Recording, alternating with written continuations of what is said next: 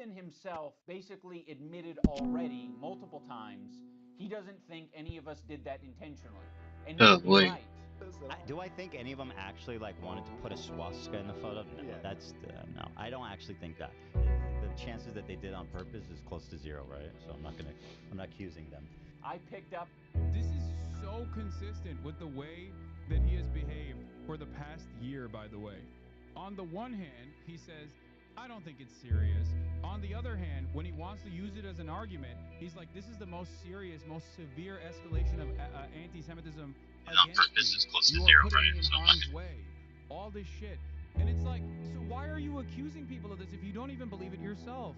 And that was also something that we arrived at in the conversation when he brought this forward as his like signature own in the beginning, where he was like, the content cop was lame, right? You were feeling lame about it, right? And I was like, I don't know. I participated in a sketch, and I don't mind doing that. I mean, you've worn diapers on numerous occasions, like you're a comedian, you know? He also said he didn't actually think it was a swastika. Yeah, his position is untenable.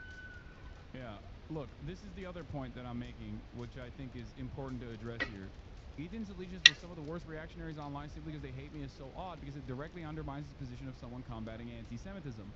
It would be like if I hyped up Bilzerian, Fresh and Fit, Sneeko, or Clandis because they hate H3 or Israel. I know that these are people who also are anti-Semitic. I do not want fans of these people in my community unless they are willing to learn, unless they're willing to entertain an alternative vision of society, one where they don't think that Jews are responsible for all the problems that they're foreseeing. Okay? I work actively to try and deprogram people from these communities to make them understand that their grievances Ooh, those are are good ridiculous and their spots. hatred for Jews is pathological. He's a pathological liar, which makes it hard to argue with him because you need a clip for everything you say, or else it will be the lie, just like he did about the 115 IG stories. That's a lie, I know. But I think what's really silly about it is that like his audience does actually watch all of his slops, so they should know better, right? Is there no moment where like someone in a foot soldier goes, wait a minute, I've been following your Instagram. You probably did actually post 110 individual Instagram stories about Hassan. You know, you have been posting quite a bit about Hassan. It was funny because it was shocking even to him. Like that was what was hilarious about it, which was that it was literally shocking to him that he had done that. I That put on should be a my wake-up call. program, so That should be a uh, moment where he understood the depths I don't of have to his listen to two manic audios. behavior. Well, technically I Think am, about but that. Yeah, he could all not believe together. it. I think you're missing the point that he was trying to do. His entire purpose of the debate was to smear your image Now and anybody half-plug who the watches briefing. this You try to get the public to label you an can anti-Semite. You're not also making an watch argument for anything you defended. Yeah, I don't some think the public thinks I'm anti-Semitic. I don't think neo-Nazis that are now I celebrating don't know, Ethan deep cut think I'm anti-Semitic. Because if they did, they would look me argument up. where So one obviously, person is talking about some to a very certain point, serious that's things and the believable, other right? person is You can't just just keep trying to saying start something and drama, and it's pretty gross. And real points of contention, now a especially third because, person, look, uh, especially considering how seriously I take anti-Semitism in general and how much I talk impatient about No nature. messing levels. We around, even huh? maybe made a Gosh. joke about microaggressions even, okay, which I did see a TikTok commenting saying I literally see him post stories every day about Hassan. Yeah, that like I think he was just like saying it was anti-Semitic because people were just criticizing him, and I tried to drive home that point. You probably know Vistaprint for business cards, because we've printed them for millions of small businesses over the past 25 years. But we also print signs, stickers, shirts, and more. You Oh, name it, fuck we print it. yourself, Print it all with Vistaprint. 20% off for new customers at Vistaprint.com. Up a random sword in Hassan's room that was laying around. That could be the end of the discussion. You don't actually need to debate Hassan Ugh. about the sword Oh, hilt. On He the left it up. decision making If of it a was a mistake, person he could have who I deleted am it. not. But I'm not going to delete the photo because that would be indulging in your weird anti-Semitic fantasies. We can free Palestine without being a Nazi. Supplies are How running about down that? I'm fast. done being nice to Ethan. Okay, I then. gave it a No chance. comment. My This is good sincerity, my quality. empathy in that last video was real. I was even equating to him having crash out moments in the same way that denims could have crash out moments. I think we're all capable of it. But he was using it in the video to suggest that I was making fun of his mental health. Shouldn't we just assume his point is you're doing anti-Semitic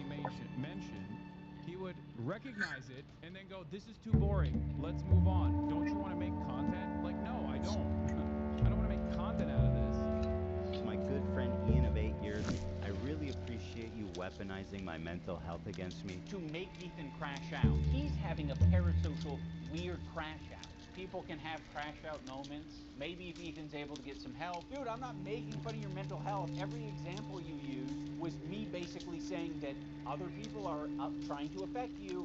It's understandable. Oh, yeah, I'm the Redditor that got the letter from his lawyer. He also lied about the clip being paywalled content. I posted proof on my Twitter. Yeah, I mean, he lied about virtually everything.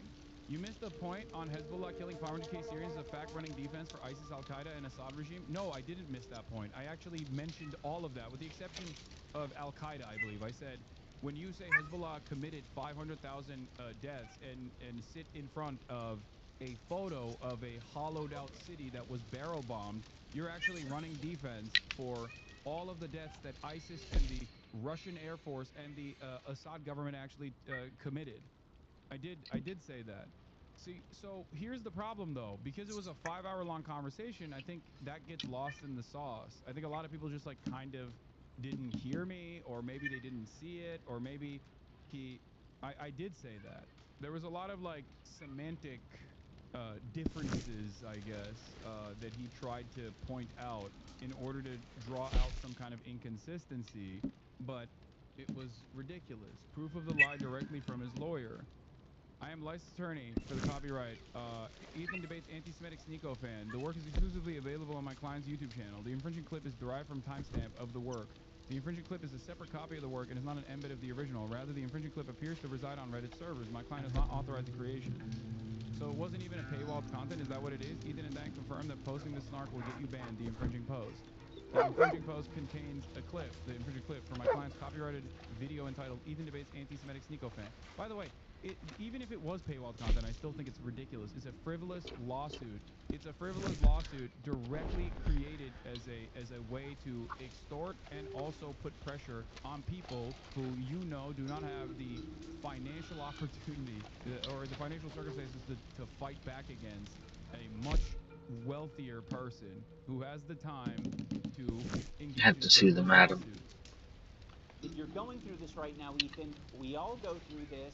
To characterize anything I'm doing as crashing out, that I need help, that I need to get some kind of treatment, is cruel and pathetic on a level I didn't think would ever be possible of doing. Every example that you tried to smear me with was me actually pointing to something else that could be affecting you. He even brought up the clip of me saying, if you get help. We all need help. Everyone on this planet needs help. I don't care how you get it. You can wander into the jungle and go on an ayahuasca trip. I don't care how you get your help or what you define as help. But if it helps you, that would be good. Because right now it doesn't seem like you're getting much help. The main criticism that I was seeing online with my video from Ethan and Hila is that I didn't mention the CPS call. There's really just one central point that I want to make here. My good friend Ian, in his hour-long takedown, did not mention one time Child Protective Services. Not one time. There was not even one mention of CPS. And a lot of the clips he uses is us fired up from... Yeah, except it turns out the CPS stuff, he also admitted in our conversation yesterday, was not tied back to Snark at all by his own admission.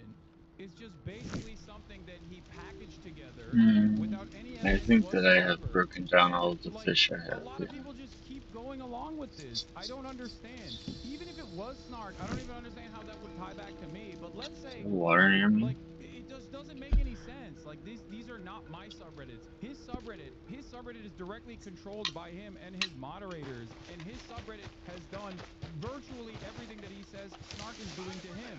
Clip of that. Do you have evidence that H3 Snark called CPS on you? Did I say that? Like random anonymous Did I Redditors? say that? Who called CPS? What the f... So, I don't know. Did I claim they did? Like, this is the title of their show. Snark called Child Protective Services on us.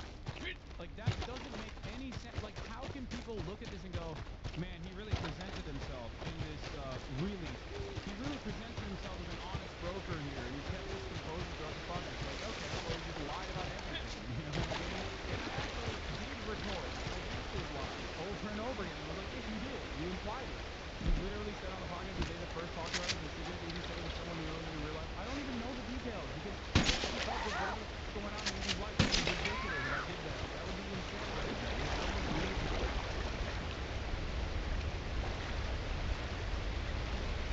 Oh, fuck.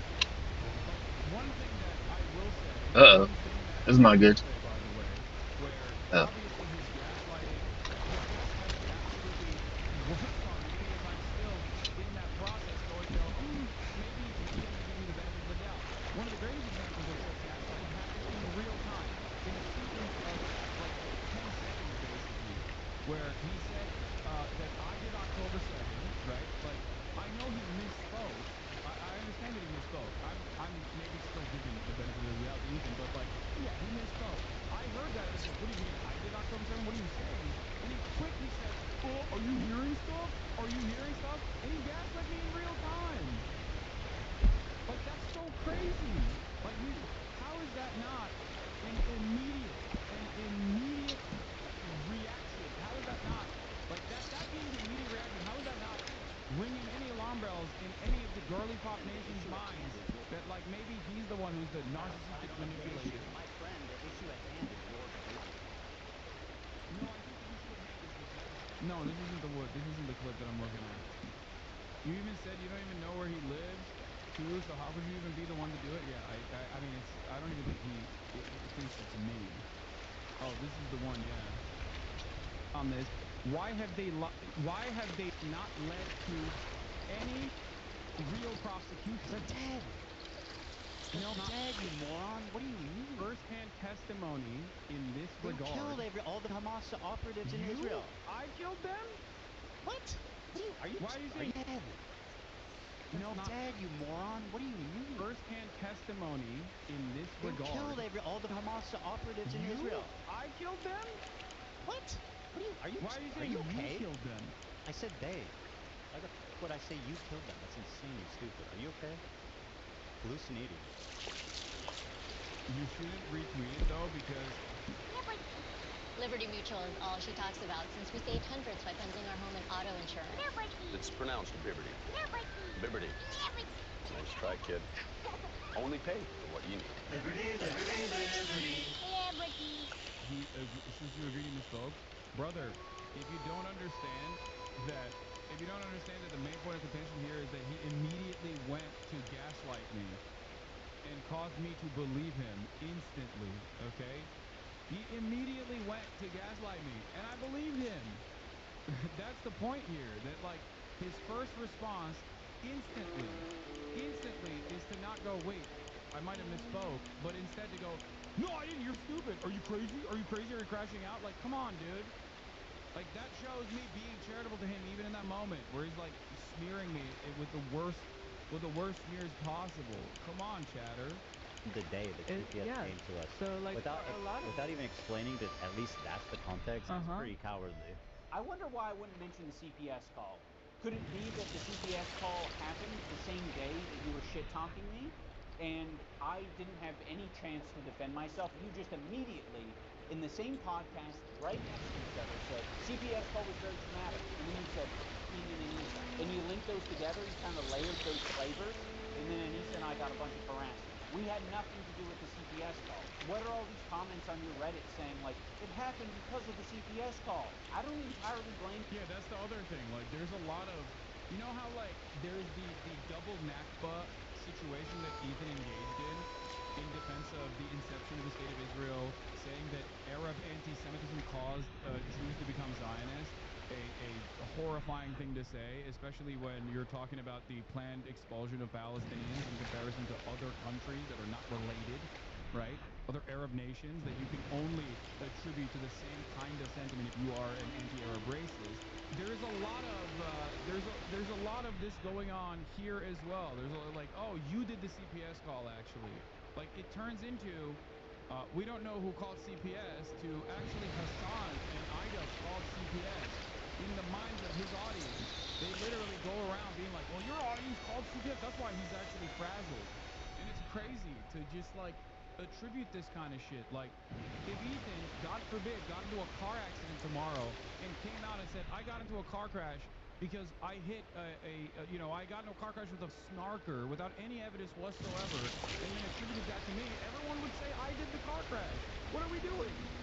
Like, things are happening completely beyond my control that I don't even know about, that I'm oblivious to, that I'm not interested in covering. Oh, hello. Oops. has happened in his life that I also think are unconscionable and totally inconsiderate from parties that actually engaged in that tried to cause harm to him directly. It's not my fault. When I'm the one, oddly enough, asking Gold seems to believe CPS calls, of course they believe that.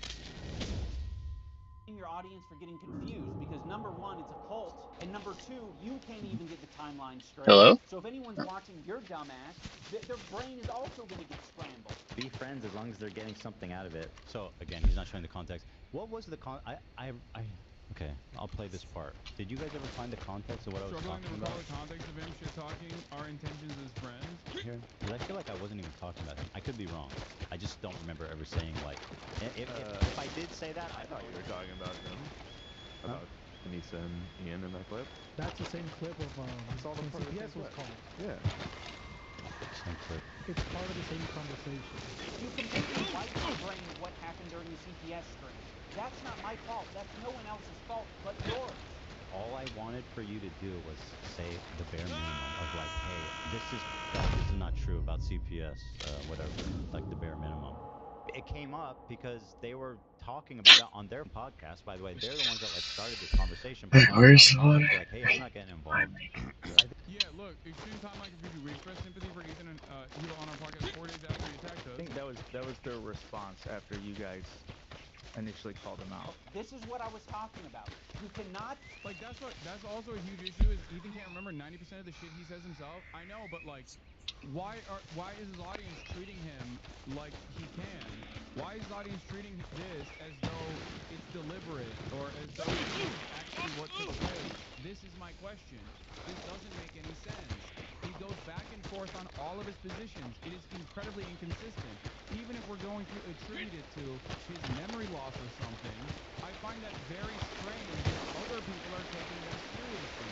And other people are going around and constantly complaining about it. Like, H3 claimed 110 people votes in January's case. No, I already showed the data dump, okay? I already showed it on my channel. And then immediately they were like, well, the person who shared this is like, who is this person? Let's go dox him. Like, they have one speed. They literally always are just like, let's dox the person. Let's dox the person. Anyone and everyone. We've just basically forgotten the fact that we were so, it was so ridiculous that even so confused in his own depravity. Understand that he could not, in that moment, believe his own mania. So much so that he turned around and said, what, 2023? 110 Instagram stories since 2023? Nope. Since 2025. Have something terrible happen. And you're like, yes, let's make some content. And then shit, how's your friends doing?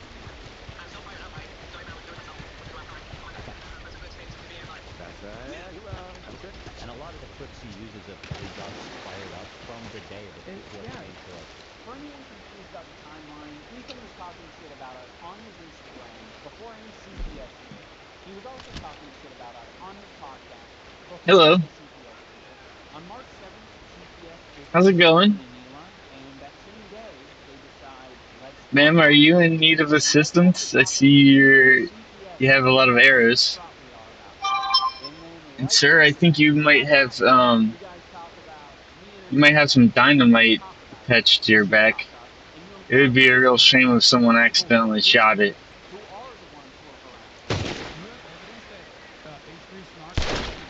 Oh, whoops. Did I say that? I said their primary responsible for harassing me. So I don't know. To be honest, I'm really proud because I didn't immediately jump to Ethan and Neela's defense because when you... Is airing CPS call normal at all? No, that's the other side of this. I'm not going to criticize content creators for talking about the deep and personal harm that they withstand as a byproduct of being online content creators. I'm not going to criticize them, to each their own. But under normal circumstances, myself included, by the way, this is something that every content creator deliberately keeps to themselves because it creates copycats. Okay? And by that I don't mean CPS calls, I mean swatting, doxing, stalkers, not discussed. There's a reason why conventions like LSF, which is a horrible, awful community online, were gated to oblivion by literally completely controlled by a guy who is in Destiny's own community. This instrument of mass harassment still doesn't post about squatters. And the reason for why they don't do that is because when you post about squatting, when you talk about squatting, that creates an even more dangerous environment for all content creators because it creates copycats and there's basically nothing you can do about it. I mean, really. So I'm not, if they want to talk about their own, the people that are attacking them, that's on them, that if they choose that this is appropriate to talk about, then that's on them. But I'm telling you why most people, myself included, don't talk about this shit. To look into the story, it actually looks a lot shittier for Ethan and Eli. And I do mean that literally. There was this H3 stream where Ethan was prepared to over, yes I did, and I did report. And he just said, no, you're lying. What am I to do in that situation? He's not pulling clip. What am I supposed to do? He's just pulling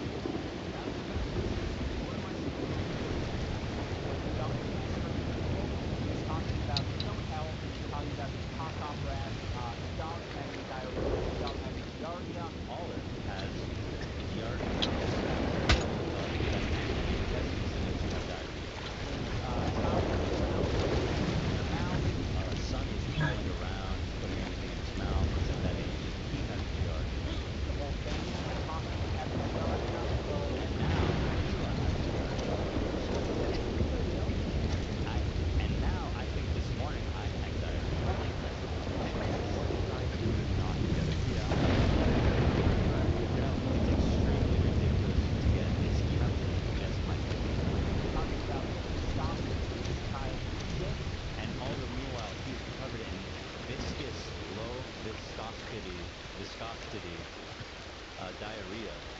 You mentioned diarrhea a lot. Crazy diarrhea is like in the middle of the night. All the time he's having crazy diarrhea. You wash your hands as best you can, but these are really nasty diarrheas. And an extremely foul-smelling diarrhea. So, of course, people are being so independent of his page, other people react to his content. And when other people see that he's talking about his children being Giardia on the dog Sonny's crawling around, putting everything in his mouth. He's at that age. He has Giardia. People are quite reasonably concerned. And so, yeah, anyone looking to show, what the fuck? This is purposely content for this. I don't understand. I'm having a hard time trying to comprehend what is happening on this show. Like, every time I see a new clip, I'm like, because I talk about silly shit as well.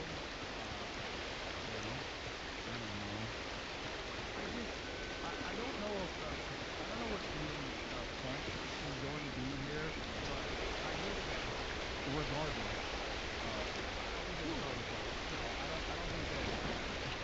I don't think that there is any validity to CPS calls to Ethan by virtue of how many professional people he has hired and how much wealth he has in terms of taking care of his children. There is no world in which, if there was a CPS call, and they even found enough evidence to actually take his children away, that his children would actually have a better life under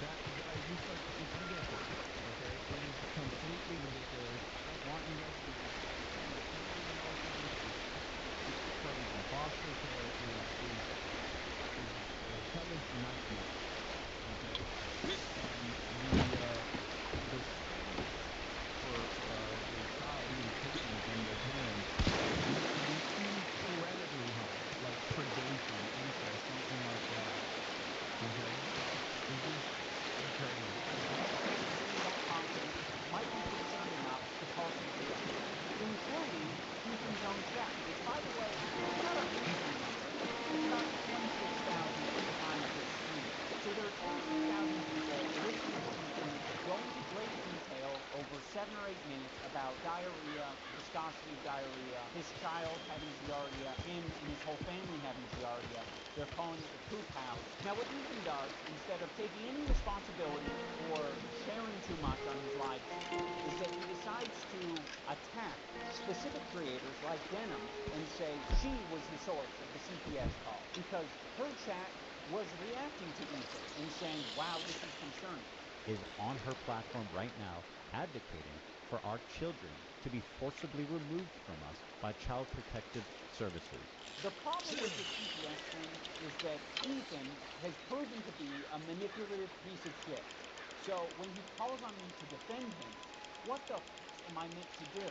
I don't trust you, and I'm glad I didn't trust you, because in your video defending yourself, you used a video that takes context from like 3 different places and combines them to make it seem like someone is coordinating an attack on you. Love made a good point. You said, is this every comment? I believe this is a live feed of the chat. This So, isn't edited. what about the top This right? isn't the first time he's done this, by the way. Someone, when we literally were friends and had a podcast together, he was so invested in finding real anti-Semitism in my community at the time that he actually believed a doctored image that he straight ripped from Destiny's community. Destiny photoshopped chats from my community talking about, you know, it's saying a bunch of like actually anti-Semitic shit, not even slicing, completely photoshopped images, and he brought that forward to me directly the last time we had a conversation, not yesterday. Think about how insane that is. And then instead of going, hey, maybe I should second guess how quick I am on the draw, he basically said, oh, I'm sorry that I got duped by this, but also it doesn't matter because your chat is saying stuff about me being a Zionist or my wife participating in IDF raids or whatever. The irony, of course, is that that very same community that has been actively, ironically, grooming a 40-year-old man used to call him the R word all the time. I don't even think they still like him, really. They just like that he's a weapon that they can wield. They do. There's a shit ton of logs. There's a shit ton of YouTube videos of back when we had a podcast together before October 7th, where there's like, Ethan is the dumbest person on the planet, like shitting on him actively. So that's another thing that I will never understand about how excited he is to be a useful idiot for these guys. Like even Nicholas E. Oreo, that dude called Gila a horse for years, okay? He called Gila a horse face for years. Keemstar. These are like super right-wing communities, okay? I don't understand how you just go, all right, well, now you're attacking the person that I want to undermine and you're giving me support, so it's okay. Yeah, bro pulled the Ted Cruz is right. He's just on the phone smiling and dialing to get people to campaign for Donald Trump, to get people to go out and vote for Donald Trump. But Donald Trump said, your wife is ugly, and also your dad did the JFK assassination. Your dad is a Zodiac killer. Yeah, Keemstar can defend Ethan all he wants. I'll always remember when this man was harassing Hila Klein, calling her a horse, and now Ethan wants to accept his support. Yeah. Ridiculous. That's the other side of it. Like I'm infinitely more understanding of even people's past service, right? I live in America. It would be antithetical to everything I believe in terms of people's capacity to change. Something that I believe is people's capacity to change no matter what they've done. Yeah, here's the Diddy G chat. Ethan Klein is such an R word. Destiny, is there anyone with a platform the size of Ethan that is consistently as big as an R word as he? Ethan is an R word and his entire team too, lol. Ethan is such an R word. Ethan is an R word, Omega lol. No Ethan Klein next to him. Ozan instantly looks like an R word again, Omega lol. Ethan R word decline, lol W. Don't you do the same for Bad Empanada? I don't get the double standard. Okay, here's a great example of this. Bad Empanada and I align on a lot of issues in terms of the way we see the world, okay? We do not agree on tactics, we do not agree on methods, but overall, Bad Empanada is not my ideological enemy. I do not care. These guys are Ethan's ideological enemy if he ostensibly cares about anti-Semitism. That's my point. If he cares only about people engaging in bad faith smears, against him when these people have done a shit ton more than I ever have. My issue with Ethan was a disagreement with how he carries himself in a conversation revolving around a genocide that he also seemingly admits is happening. Do you not understand that? And if he also cares about anti-Semitism, he clearly does not, but he claims that he cares about anti-Semitism, then he would be shocked that all of these people that his community is hyping up as defenders of him that have been anti-Semitic over and over and over again. Bad Empanada is a maniac. Bad Empanada is not an anti-Semite. Bad Empanada is a maniac that actually does incredible work when it comes to well-sourced YouTube essays. Okay? This has been my consistent position on Bad Empanada over and over and over and over again. What I don't get is how you say Empanada is nuts and then weaponized hate knows intent. No! As a matter of fact, I don't do that. You want to know why I don't do that? When Ethan goes, well, Bad Empanada called AB a house slave. What do you say to that? I'm like, I don't agree with that. I don't endorse that at all. Do you not understand? If I actually agree with it, or if I actually agree with his message, I'd be like, well, yeah, his constant hammering on of the CPS call is actually perfectly valid or whatever. You know what I mean? I wish that he wouldn't do any of that shit. I wish that he would focus less on drama in general. I wish, because whenever he tries to like cover that subject matter, he gets completely out of control. Do you see what I mean? They were hyping up Bo Blacks until he turned to white supremacy again. Yeah, Hassan endorses his research on the Jewish diaspora leaving the Middle East and not calling Tila the raider of Ramallah or playing the game where he like, I even understand what argument he's trying to make, right? When he plays the Al-Aqsa Martyrs video game, right? On Steam. When he's doing that, he's trying to showcase the double standard of people being called a terrorist and smeared viciously, as opposed to people who have actually taken up arms and engaged in acts of terrorism. Everybody has played Call of Duty. There is no issue with killing as many Muslims as possible, but when the roles are reversed, everybody loses their shit. Would I do that? Absolutely not. Okay? Never in a million years would I do that. I think it's just an insane thing to do. Okay? It's an insane thing to do. The point I always make on this, by the way, is simple. If I were to come out with an insane statement and say, like, we must nuke Tel Aviv, then I would get banned off every platform and probably actually get sent to prison. But if I say, let's nuke Tehran or let's nuke the Gaza Strip, I would get elevated into the State Department to a higher position of power. Okay? This is the heart of that double standard. This is why I always say, while anti-Semitism and Islamophobia are both unacceptable forms of bigotry, anti-Semitism has institutional power. You can't engage in anti-Semitism, actual anti-Semitism, not like, or even you can't even engage in what people perceive as anti-Semitism, unless it's something as ridiculous as what Ethan is claiming, obviously, like the bleach sword, okay? But like even criticisms of Israel are packaged under anti-Semitism deliberately by the State Department to get people blackballed. Okay? But when you say Islamophobic shit, when you engage in Islamophobia, when you engage in anti-Arab bigotry, it's perfectly fine. Nobody ever bats an eye at that. Okay? Destiny, Ethan is the R word. He thinks being friends with people is being their attack dog. Even Hassan thinks Ethan is an R word. Think about that for 10 seconds. Omega lol. Right. I thought these were No, it's this. I think when you full screen it, no, this is an edit. It's a cutout of the full chat. It's just enlarged over the screen. Yeah, they're different. Yeah, it's not timed. It's not timed the same way. But it sounds like based on this clip, you knew that it was bullshit, and you just went with it anyway. Ethan Klein uses this very deceptively edited video that is just like doing this smooth scroll to make it seem like that's all of Denham's chat. But that's not what it is. Is that rock And then pass? when he's called out on it, Oh, perch. he moves his window over the real chat. Right. Also, this is not a joking matter, by the way. It can be very severe and deadly to small children. I mean, much like many other Reading illnesses, the chat, it's very, very, very dangerous. Now pay attention to her chat. Have a housekeeper anymore, or perhaps he lost his extra housekeeper. So people are saying, what? That's crazy. House is just like covered in dog shit, and he has kids, and his kids like. Why does it have to be anyone else's fault but your own? take some responsibility. It's just so bizarre that Ethan would expect Anise and I to make a statement when Denims herself already made a statement about it and said that she does not condone calling CPS. We're talking about CPS. One, I don't condone. Two, I've never condoned it, and you will not be able to find a clip of me saying, yes, you should do this, because it doesn't exist. I've literally given Ethan Klein credit on multiple times, or multiple instances, and I would do it again right now, for not showing photos of his kids. Part of my criticisms of Ethan initially was the openness. I think it's a problem that you're that open, Ethan.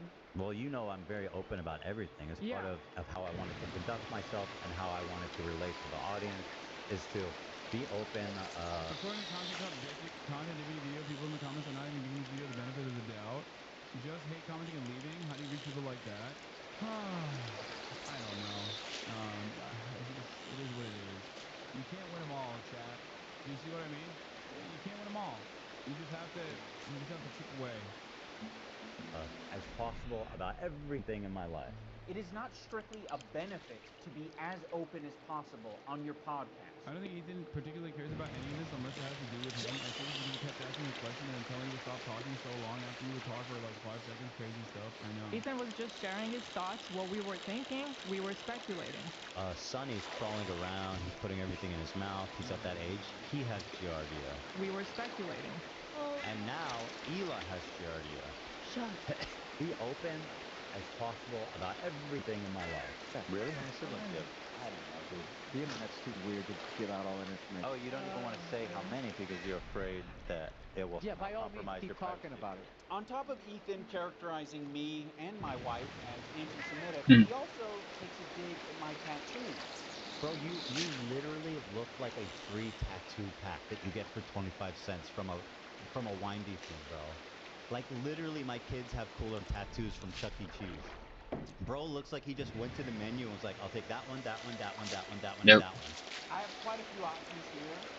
I can show your tattoos in all of their glory, or I can show that your tattoo made it to the top of Awful Taste but Great Execution subreddit, which is not a good thing. I mean, it might be a good thing for the artists that you work with, because that means that they did a good job from a technical standpoint, but it's sort of a failure in every other aspect, particularly the decision-making aspect. If you want to go tattoo for tattoo, Ethan, we can do that. You want to keep it to other things? We can. I'll give you that option. Ethan also talks about the potential CTE that I might have after boxing.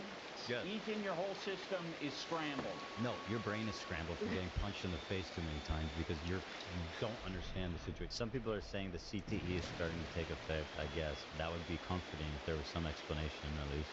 Any amount of CTE that I may have endured after doing 2 boxing matches, I'm going to say is preferred over having to share the load of doing 50 jumping jacks with my wife. Yeah. What if we do both? We'll both do 25 at once. 25 each. Oh my goodness. Great form by both. Really nice. They must work out. Also, why are you talking about CTE at all? Like, you continually illustrated that you can't keep track of... I didn't mean to show him that he was happy. I just don't care. Like, I think this is Ida returning to form in some fashion, where he's like, if you want to go band for band, like, I'll be vicious. But ultimately, this isn't even a criticism of iDubbbz. I personally don't give a shit about whatever tattooing thing Ethan gets or engaging in psychoanalysis over what that spells for his marriage, which is, of course, something that I saw his own fan base make jokes about. Like, not iDubbbz, I'm saying that Ethan's own fan base was making jokes about that. You have not mentioned Ethan's kids once, the crew, or his family in any shape or form. To this day, you're still charitable and focused on the politics. Ethan, on the other hand, has brought up your mom, dad, friends, your dog, even your quote-unquote housekeeper, sex life. I know, everything. Literally everything. Like, Ethan has also personally brought forward his family members, including his dad and his mom. Like, he's made them a primary fixture of his content. They've done a lot of weird shit. I never touched on that. I don't care to touch on it. You know what I mean? I think that's irrelevant in the grand scheme of things. But because he's doing a faucet of misinfo and trying to fix me to the best of his goddamn ability, not obsessed, by the way, of course, like, he said my glasses are fake. Like, it's silly, it's frivolous. It came up because Man, I just keep getting teased. Podcast, by the way, they're the ones that like started this conversation by talking about the podcast. Be like, hey, I'm not getting involved. I think that was their response after you guys initially called him out. He can't even keep straight who attacked who first. He thinks that our podcast, where we're expressing sympathy for him and Eli. Yeah, I mean, he was so obsessed with like winning the argument in clips in his mind that he went so far as to call his own wife a terrorist. Yes, this is correct. That boy deadly. You are correct in that assessment. He literally immediately was like, "Hey, you know, it's a genocide. Let's move on from that."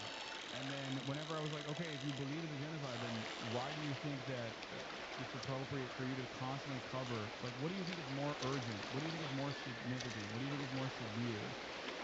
Yeah, shit like this. Tank this, foot soldiers. What the? Like, brigading my goddamn whiskey street, bro. That is nutty. Was the impetus for him talking shit about us. I much prefer boxing-induced CTE than harassment-induced CTE. Ethan acts like we're such great friends and that, like, he shared such intimate moments with me. But it's all horseshit. He's lying. Like, the whole thing is a lie. He's manipulating his audience. We did not have a close relationship. You guys were buddies for a long time. He texted me like one time, like, "Hey, dude, we should talk this out." And I was like, "I don't feel like having this conversation right now." That's it. So he kept trying to get me on the phone or text with me, and I told him, "Dude, honestly, I don't feel like having this conversation right now." Okay. Fair, right? I just didn't want to do it. Just in that particular moment, and then or like at all? Well, it turns out I didn't want to talk to him at all. Okay. If the relationship was that close, he would have talked to me on the phone.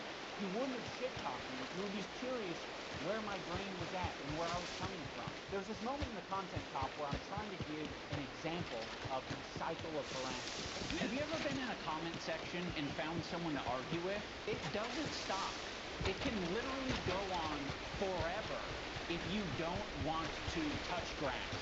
I mean, dog whistle just dropped here. Usually the number 110 to describe the amount of IG stories they're showing is another dog whistle. Dude, I feel like Eva's community might actually have unironic content-induced, like, content-induced mass hysteria. You know what I mean? Because that doesn't make any fucking sense at all, bro. That does not make any sense. Like, what would it even imply? What would 110 of his own Instagram stories, what would that imply? What is anti-Semitic? Is definitely related to the 101. Oh my god. Oh, 109 is the anti-Semitic dog whistle that is all of the Nazis will say Jews have been cast out of 109 countries. It must not be a coincidence, implying that, like, Jews are responsible for their own pogroms because it was justifiable to do pogroms to them. Holy shit. No, not 110 Arab countries. No. Oh my lordy. This is also extreme level dog whistles that most of you are probably even probably not you're probably oblivious to. Wouldn't that mean that he was the one being crypto Nazis as he made the 110 posts? Yeah, what the? Hey, yo. Regarding Hassan. At Edward Jones, we serve deeply to make a meaningful difference. It means partnering with our clients to help create lasting financial strength. It means supporting our colleagues and investing in their professional growth and consistently giving back to our communities. Fans spamming 110 on the subreddit is a vague reference to the amount towards the time. Even the post on Instagram story mentioning Hassan. Help me fight a hallucination. You post this number even on threads, but it's completely irrelevant. This number just also happens to be a known neo-Nazi dog whistle. So please prove to me that Ethan mentioned Hassan exactly this many times. Prove to me that you didn't stretch out the amount of times Ethan mentioned Hassan to land exactly on this number. Tell me why you're reasoning. What the? Bro, it wasn't even the entirety of the times that he's mentioned me. That was the initial tabulation without even factoring in clips, dude. It's literally... Oh, God. It's like every single time they come up with some new shit, every single time they come up with some new shit, it's like I have to entertain their goddamn hallucinations. Like, that is psychotic. You don't need to defend yourself. Shut the fuck up. Yeah, that's so ridiculous. Let's Yeah, this continue. was kind of... Okay, what does that have to do with me? I don't know. Are you okay? Ethan and Ela act like they have no idea what I'm talking about here. So, I mean, maybe they don't. It's a very obvious and easy to digest point. That's why I made it that way. I'm going to explain it here so everyone on the internet understands.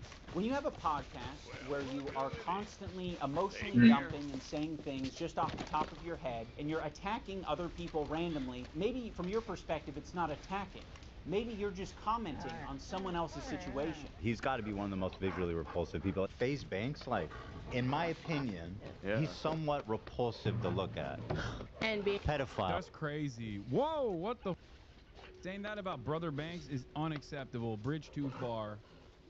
Pirate Software was like weird about it. It's like, look at my old voice, it's so lame. What an obnoxious loser. She goes, I can't believe these people are so obnoxious. And he looked like an idiot who's obsessed with me, dude. But what happens when other people comment on your situation? It doesn't feel too good, does it? But he's like, no, actually, Ethan, the Jew bag, this Jew bag Zionist baby killer, guys, right? I don't know if that's what. Yeah, did anyone say that? Like, who said that? Like, did I say that? Why are you? Did iDub say that? Why is that your Insta lock? Like, what the? The only person doing that, the only person saying that is Ethan himself. It's so ridiculous. I would say it. Okay, well then you get banned. What do you mean? You're not calling Ethan a Jew bag. You think that's appropriate or acceptable? What the do you think? Some dumb. Once again, remember, 10-minute follow period. Some get real comfortable in here, and they get clapped instantly, which is why it's so funny whenever Ethan or anyone else tries to be like he has an incredibly anti-Semitic community. The video is. That is the back and forth I'm describing. You might have thought we were just saying that Ian and Anissa are bad friends. Well, guess what? We didn't take it that way. Our POV is like everybody, and I don't want to hear any excuses. You're not my friend, and you never were, and you never will be. You never will be. What we took it as is Ethan and Neil are shit-talking us. They just implied that we are okay with people using CPS as harassment, and now all of their fans are brigading us. So I am going to respond in kind and make a content cop. Unironically, the most anti-Semitic person involved in all this so far has been Ethan himself. I disagree. I think the most anti-Semitic people involved in this are definitely a lot of the neo-Nazis that love that they can use Ethan like a fleshlight, okay? There's definitely more anti-Semitic people. I get what the point you're trying to make, however. The point you're trying to make is that Ethan is dangerous conflation of anti-Zionism and anti-Semitism, or like his mechanism of using anti-Semitism as a way to attack any. Oh. You know what the best part about using the Stopbox Pro is that it's so easy to get into. You don't have to worry about any batteries or locks, and the best part is it's buy one get one free.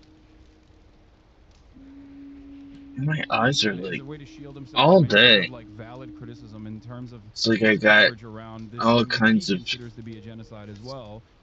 That is definitely dangerous, as Sam Cedar also correctly pointed out. Oh, I just shaved my hair, so now I have a bunch of little hairs. As a matter of fact, when he was trying to get a gotcha out of him.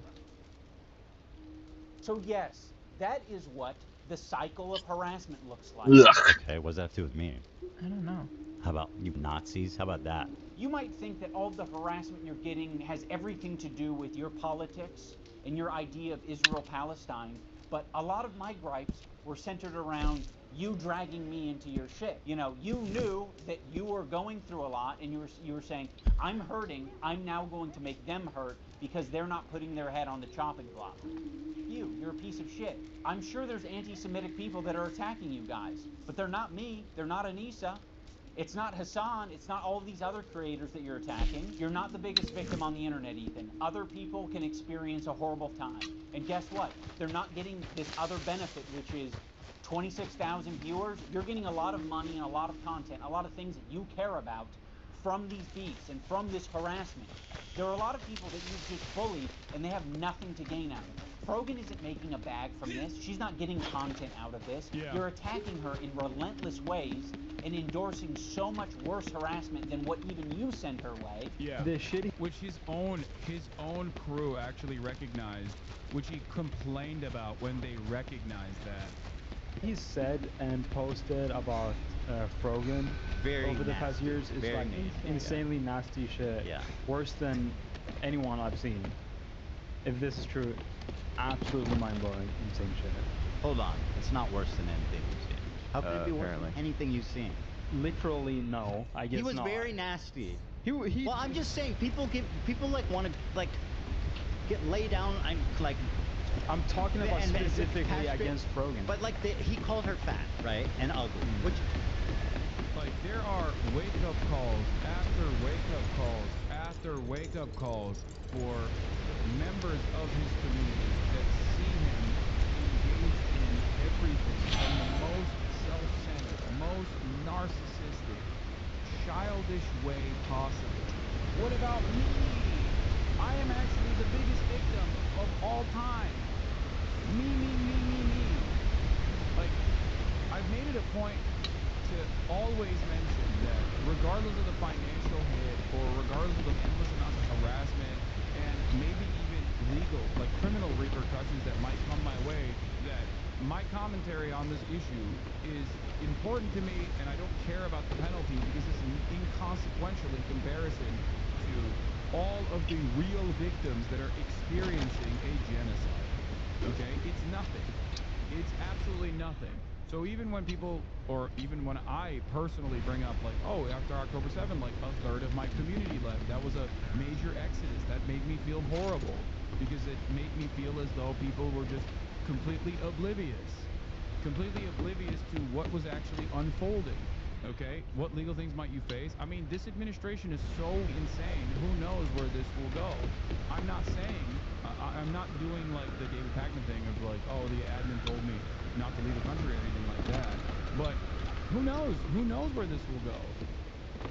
Just horrifically mean. I get called a baby killer. I was talking specifically about that's way Frogan. worse than being called fat and ugly, in my opinion. Also, on top of Ethan and Neela constantly victimizing themselves, I did notice that as soon as we didn't immediately... Numbers tell a powerful story.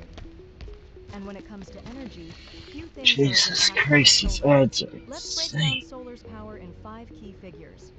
In 90 minutes, the sun delivers enough energy to power the entire world for a whole year. But despite its potential, the sun generates more power than today's solar cells can capture. But solar is still making a huge difference. Globally, today's solar installations offset 923 million tons of CO2 emissions. That's like taking 195 million gasoline-powered passenger cars off the road for a year.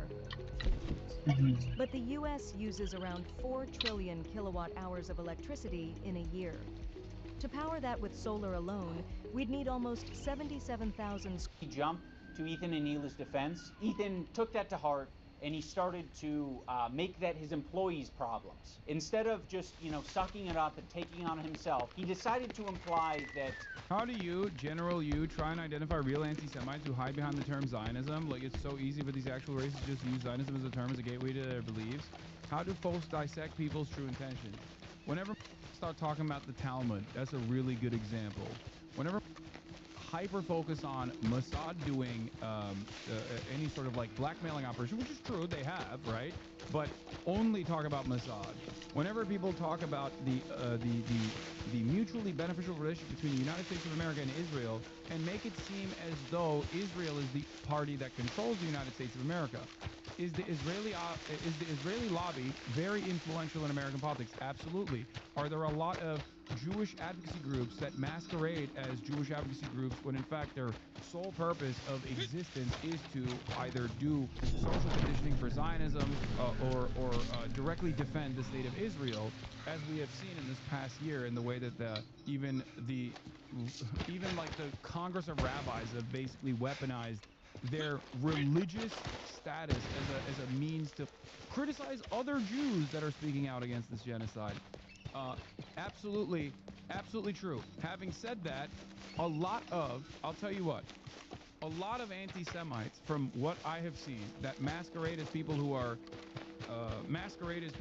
actually anti-Zionist, they will inevitably always reveal their true perspective. Anti-Semites love noticing things. Like, they'll point to their nose and be like, this is another dog whistle. Like, I'm a noticer. That's another thing that they do.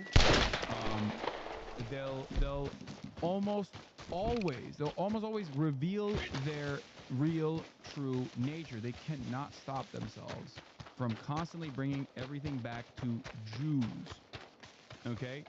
Anti-Semites, first and foremost, will never separate Israel and Zionism from Judaism. Okay? That's an immediate telltale sign that you might be talking to someone who is anti-Semitic. The U.S. Liberty talking points normally comes from right-wing reactionaries. I know, but like, it's also not. In the past, I would have said you might be talking to a reactionary, but I wouldn't say that now. What's wrong with the Talmud? It gives directions for stuff like keeping kosher food. What do you mean what's wrong with the Talmud? When people talk about Talmudic law and they're not a rabbi, they literally don't know what the fuck they're talking about. Most normal Jews are not tapped into the Talmud, and it's not even supposed to be a religious text that is offering you guidance. It's supposed to be discourse. It's supposed to be interpreted differently by different parties. That's the whole point. No one. It's like when Islamophobes will be like, it's Sharia law. This is Sharia law. Okay. If the Talmud is like if Kafka wrote a terms of service agreement, that's really funny. Okay. Yeah. Most rabbis aren't tapped in. Yeah. Whenever someone says like Talmudic rituals or something like that, that is the leading motivator for Israel. So that's like another thing that you that's another thing that's like not always a telltale sign, but usually a pretty clear indication. But the number one indication is ask someone who is anti-Zionist if this is a byproduct of Judaism or not, especially in the Western world. Especially in the Western world. If you talk to an Arab, yeah, they're going to use the term Jew or Zionist interchange. But you do Financial not fool success me. Doesn't mean you hit up all the hot spots. Heavily. Party with rock stars. Or stay up all hours of the night. Because financial success isn't about where you're going. Interchangeably or Israel interchangeably, because as I've maintained over and over again, as I've mentioned over and over again, that's the only version they know, right? But if you live in an actual multifaceted environment, a diverse environment in the Western world, and you have developed these opinions, you have developed this perspective that anti-Zionism or not anti-Zionism, sorry, Zionism is interchangeable with Judaism. I don't know why I'm not just buying Prairie Poppy, someone is because I think that they make the same, right? and they say, yeah, Hold the phone here. I need to make some the Jews work, I guess, economical they do choices. shit like that. You're most likely talking to someone who is anti-Semitic.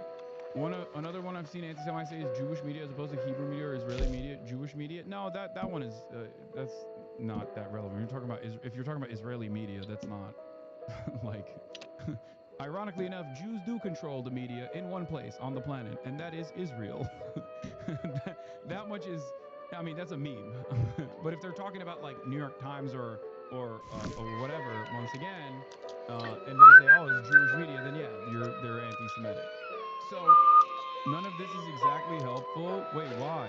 You asked me what would be clear-cut indicators. I'm giving you the greatest mechanism to spell out anti-Semitism coming from someone who claims to be an anti-Zionist is the answer to a very simple question. Is this a byproduct of Judaism, or is Zionism separate from Judaism and Jews? That's it. That's it. Ironically enough, a lot of anti-Semitic people who are pro-Israel will make that conflation as a way to defend Israel, and a lot of anti-Semites who are anti-Israel will make that dangerous conflation to disparage Jews. Asking for a third time, can you expand on the Mossad dog whistles? Oh yeah, that was another good one that I forgot to mention. So Mossad is an espionage. Mossad is Israel's espionage arm, right? And yes, Mossad and the CIA have often collaborated. Mossad and CIA have also butted heads. Jonathan Pollard is a great example of this. Or Israeli espionage that was undermining America's strategy or strategic interests or national security is a great example of this. Having said that, however, a lot of the people who are anti-Semitic, but basically trying to repackage conspiracy theories as anti-Zionist, okay, will literally always make it seem as though America is actually an infallible Christian nation. The inference there is that America is an infallible Christian nation, but they're simply being blackmailed by the Jews to do this kind of stuff. Whenever you hear that, and it feels as though they're trying to take the responsibility of empire away from the United States of America, remember that that is not the case. Mossad should be seen as an extension of the CIA, not Oh, whoops. mechanism of espionage that Uh-oh. has actually made the United States of America as pro-Israel as it is. Has Mossad contributed to this? Has Mossad contributed to America's interests in using Israel as a weapon? Absolutely. Do you think there's a genuine connection between Epstein, Mossad, honeypotting U.S. politicians? Thanks for clearing up that question.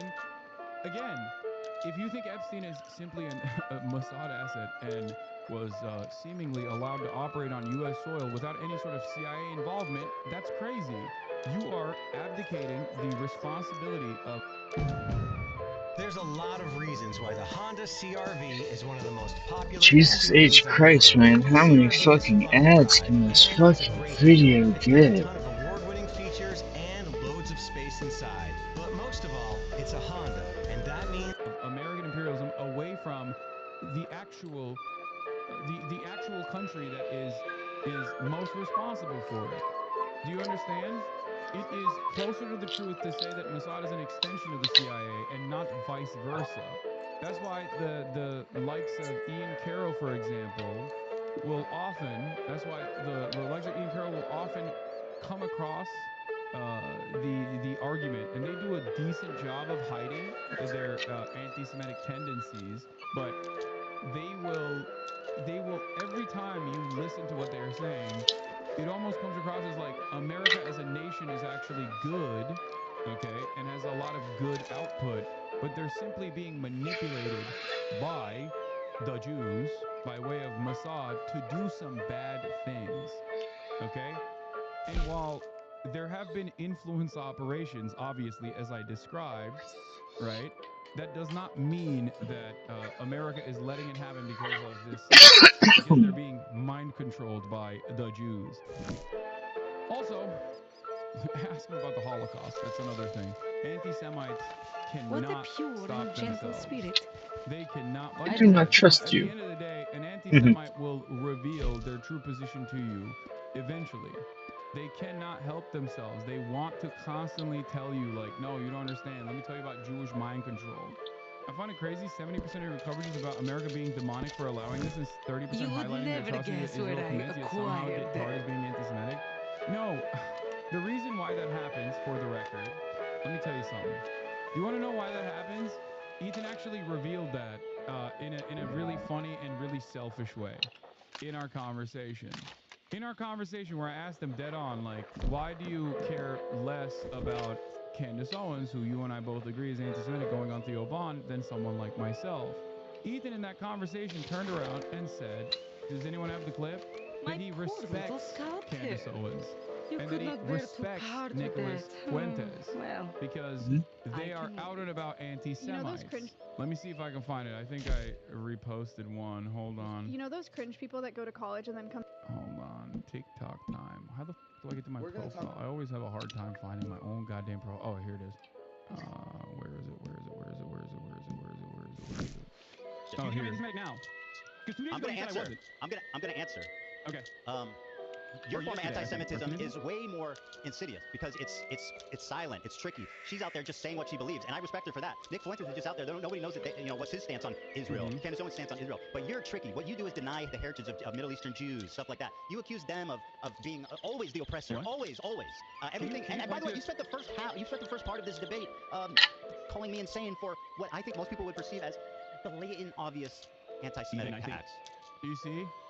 Do you understand? I am even more of a problem than Candace Owens is, than Nick Fuentes is.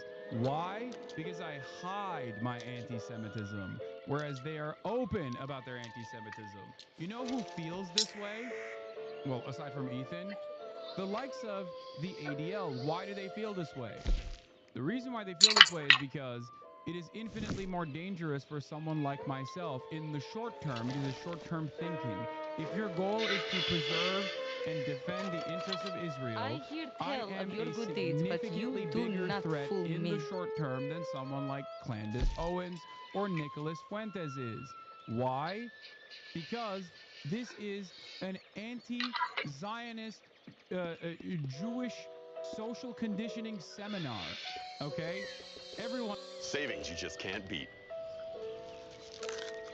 All right. This orange is gross. One that makes their way here, that isn't like lost in the sauce, or even those who are lost in the sauce, very quickly will understand that I am not an anti-Semite. And as a matter of fact, I spend a good deal of time shitting on anti-Semitism. And that, in the short term, and I don't think Ethan is using that in the same way that, like, the ADL finds me to be a threatening person, okay? Ethan here is just exercising that because he's personally, he has his own personal agenda. I don't even think it's from the virtues of defending Israel, right?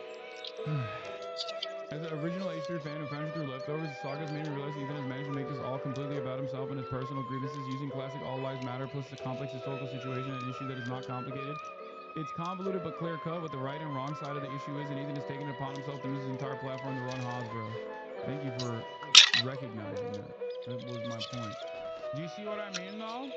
I always maintain this position that, like, in the short term, not in the long term, by the way, because in the long term, of course, Candace Owens and Nicholas Fuentes are infinitely more dangerous for American Jews than I ever could be in the short term or the long term, right? They're actually far more dangerous because they actually are anti-Semitic. And not only are they actually anti-Semitic, they're growing in prominence as a consequence of their anti-Semitic sentiment. Constantly packaging shit from the framework of this is the Jews' fault, this is the Jews' fault. That is, especially when the most popular voices on the other side defending the actions of Israel are literally turning around and also making that conflation. Also, wait, what do you mean close the tab? What? Oh, because people are gonna write like crazy shit in the comments to try to catch me slipping.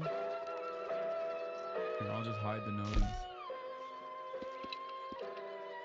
Actual real question: what will it take for you to stop talking about Ethan? He apologizes. I mean, this is going to be well. As I said already, I will be reacting to the context nuke in real time, alongside iDubbbz. And maybe some other people as well. I understand. Live to fundraise for not just the Creator Clash in general, but the charity that they want to fundraise for. I will be doing that, and that will be most likely the last time I talk about it, unless he turns around and actually tries to do more Hasbro. Outside of that, it needs to reach a level of like Israel defense that I think is unconscionable for me to talk about it, which was my initial standard anyway. Careful, he's collecting for the total runtime of talking about Ethan version 2. Yeah, it doesn't matter. I don't give a shit. I mean, but this is, of course, immediately after the debate took place, so I'm obviously going to do a recap on that. But here, I don't think most people would look at what you're doing right now and let's think not of worry this about as that. a sign of mental sanity. Well, we'll have time to pull the audience afterwards. Yeah. Have you asked Ethan, what could I do or say that would prove to you I'm not anti-Semitic? That would have been a good question to ask. I don't think I asked him that. Anyway. Lena is going to have a problem with that. A lot of this has ramifications for the crew. The way that they have it set up is basically, if Lena were to drop out, she would lose, like, she would have to pay back like $25,000 or something like insane. And besides that, which I told her I would cover if she wanted to drop out, she's been working really hard. And just because I'm having an issue with what's going on here, You bringing up Lena dropping out of the fight was you publicly showing to your fans, like, I don't approve of this. You were saying this shit before the content cop even came out. which I told her I would cover if she wanted to drop out. But now you are saying that you didn't have a problem with any of it. Was Nargis coming after you for your kneecap support? Okay. Yeah, I don't care. See, this is the type of shit that, like, you don't have to bring up for me. You know what I mean? I don't care. Okay. Cool. So? It is good to so see what? you are not Like, yet that's too the- illustrious this is what for I my mean in terms of, humble like, company. irrelevant. Never. Until I made the video. I was totally on board until the organizer put out a video calling me a psychopath for harassing his friend. Obviously, Ethan and Neela will victimize themselves every chance they get. But when they have the chance to victimize someone else who's on their crew, they'll also do that. You already forced Lena into this horrible situation. And again, you forced this situation on her, B. Why would I do such a thing to Lena? Dude, you have as much agency as I do. You didn't have to badmouth me on your podcast. That was a choice that you made. So go yourself. I agree.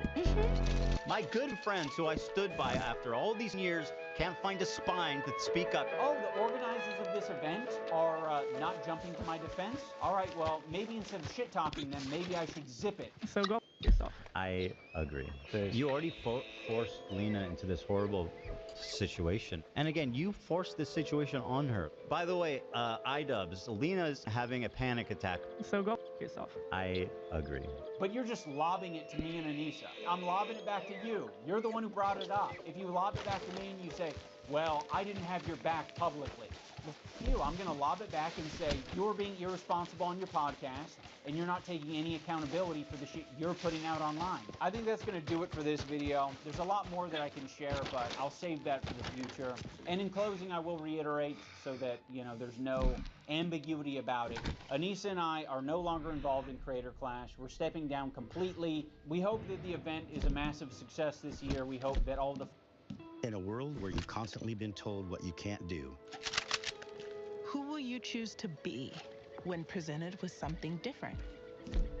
Be inspiring. Paint your own story of what life can be and what you want out of it. be authentic. Embrace who you truly are and hope to be, as someone who is unapologetically you. Be thought-provoking. As someone who's been there, share the importance of being your own advocate.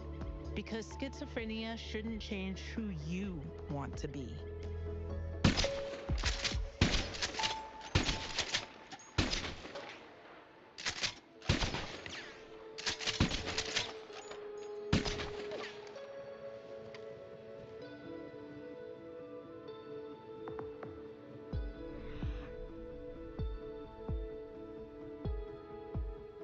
Come on, schizophrenia ad, just end already.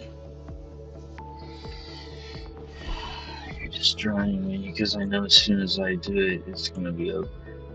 Fighters get what they wanted out of it. I'm sorry that I'm such a nasty person who just wants to roll around in the shit. I'll put the link to Creator Clash down in the description if you want to support them in their mission to get creators to fight and raise money for charity. You can do that down there. I will be doing that on my own, and I hope you guys have a good time. Also, for all the people who touch grass, I want to remind you to click the like button on this video. Not so it goes in your algorithm or anything, just specifically so that we can add a counter narrative, or I can get an idea of how much astroturfing is out there. Surely the good guy in this situation f***ed up a charity event, right? Yeah, of course. For purely personal reasons, too. Because I know that a lot of these, they love their dislike button extensions. And I saw that shit and I was like, what the f? These are all like fabricated numbers. The like-dislike ratio was like 80-20 on my video, and then they tried to create a narrative of like, no, people actually hate this content cop, guys. It's actually so much worse.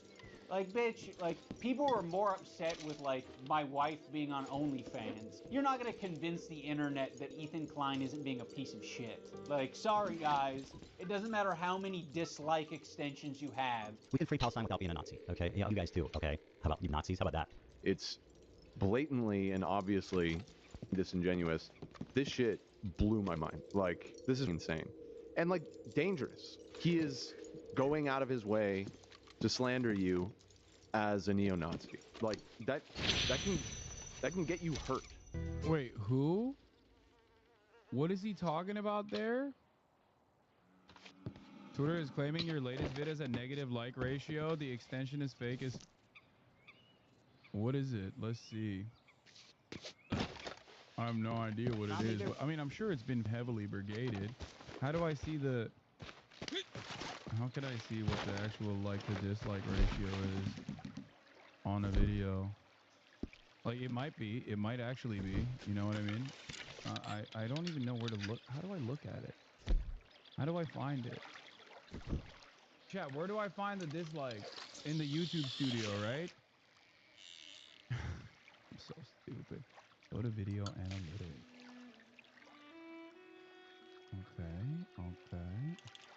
Okay. Moving. Wait. What are people claiming on the like to dislike ratio, chat? What are people claiming on my video? What are they saying the like to dislike ratio is? Show me a link. They say it's negative. Just show me a link instead of saying it. Just link me a dislike extender screenshot, please. Ooh.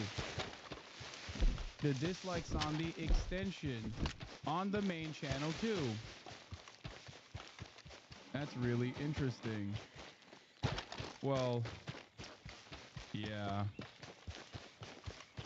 You want to know what it actually looks like? Boom.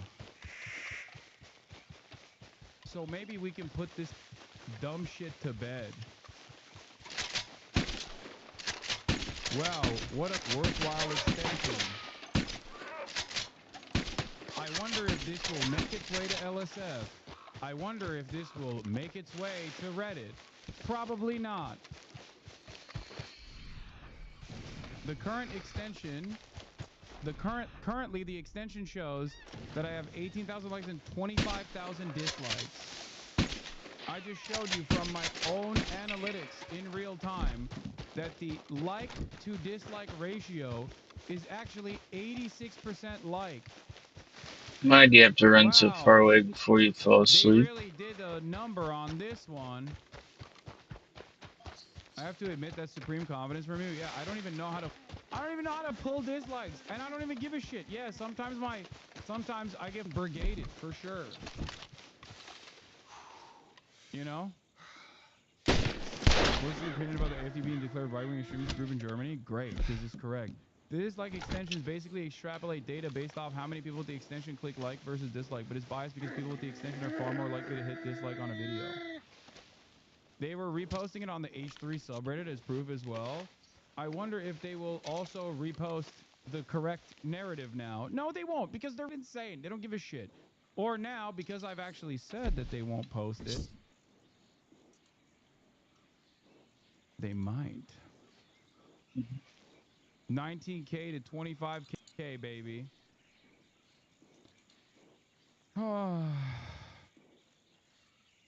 It's way to LSF. I wonder on a video. Like, it might be. It might actually be. You know what I mean? I don't even know where to look. How do I look at it? How do I find it? Chat, where do I find the dislike? In the YouTube studio, right? I'm so stupid. Go to video analytics. Okay. Yeah, I got it. Okay. Wait. What are people claiming on the like to dislike ratio, chat? Oh! What are people claiming on my video? What are they saying the like to dislike ratio is? Show me a link. They say it's negative. Just show me a link instead of saying it. Just link me a dislike extender screenshot, please. Ooh. The dislikes on the extension on the main channel too. That's really interesting. Well, yeah. Do you want to know what it actually looks like? Boom. So maybe we can put this dumb shit to bed. Wow, what a worthwhile extension. I wonder if this will make its way to LSF. I wonder if this will make its way to Reddit. Probably not. The current extension, currently the extension shows that I have 18,000 likes and 25,000 dislikes. I just showed you from my own analytics in real time that the like to dislike ratio is actually 86% like. Wow. They really did a number on this one. I have to admit that's supreme confidence from you. Yeah, I don't even know how to pull dislikes, and I don't even give a shit. Yeah, sometimes I get brigaded for sure. You know? What's your opinion about the AFD being declared right-wing extremist group in Germany? Great, because it's correct. The dislike extensions basically extrapolate data based off how many people with the extension click like versus dislike, but it's biased because people with the extension are far more likely to hit dislike on a video. They were reposting it on the H3 subreddit as proof as well. I wonder if they will also repost the correct narrative now. No, they won't, because they're insane. They don't give a shit. Or now, because I've actually said that they won't post it, they might. 19K to 25K, baby. Hold on.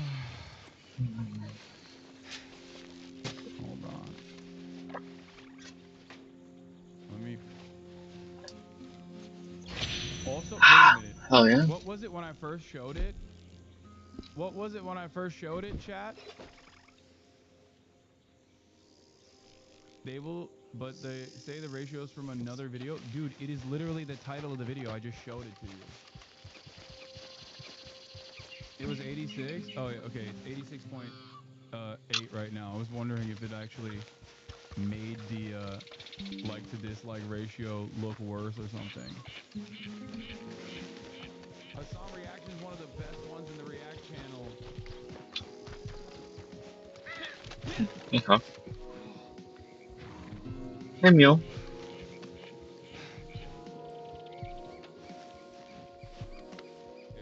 I hope you remember me. Oh, you're a good man. This is how to get in shape fast. If you want to drop this, start eating more of these. No, You fuck. might think this would take years to learn, but I'm going to teach it to you in 60 seconds. Watch this. Visceral Please fat don't. can cause inflammation. It can accumulate in the heart, in the muscles, in the liver. Visceral fat is like a direct line to metabolic and cardiovascular. Shut up. Oh god, not that either, please. Oh god, okay.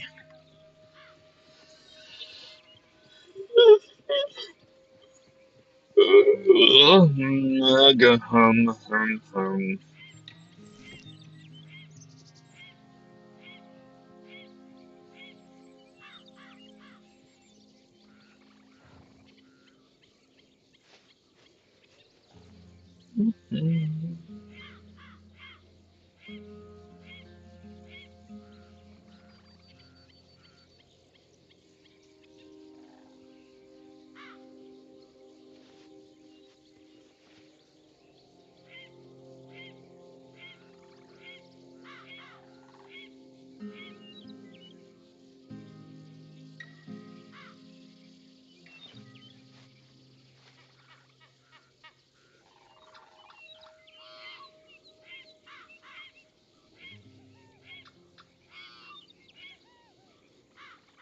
I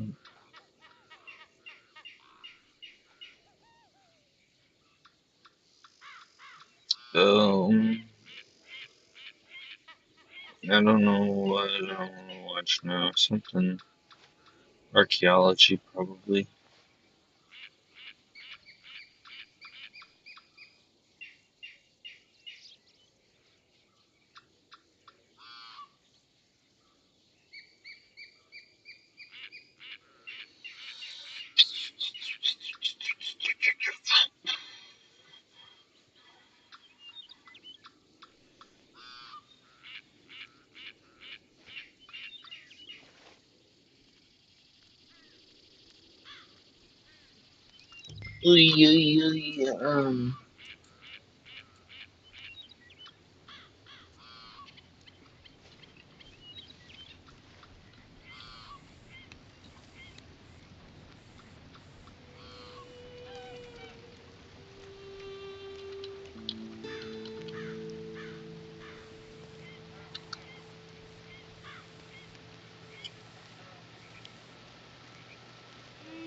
Hit it, Fergie.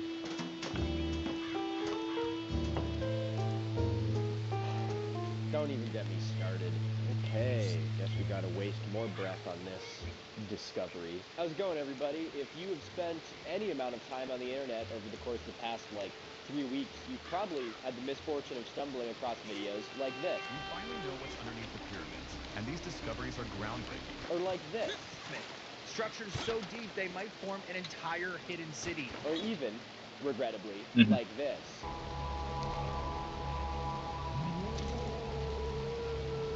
About a week ago from as I'm filming this right now, I woke up one morning to have my Instagram Reels feed just completely filled with the same conspiracy nonsense over and over again about the exact same thing that I had never heard of in my life. All of them essentially just parroting the exact same thing as one another about this groundbreaking discovery that changes everything. Narrative shattering. For season 2, Mr. Beast will have swarmed. Enhanced by AI. Spirals. Make your browser fast. Make your browser safe. Make your browser Chrome. Choose Google Chrome for your computer.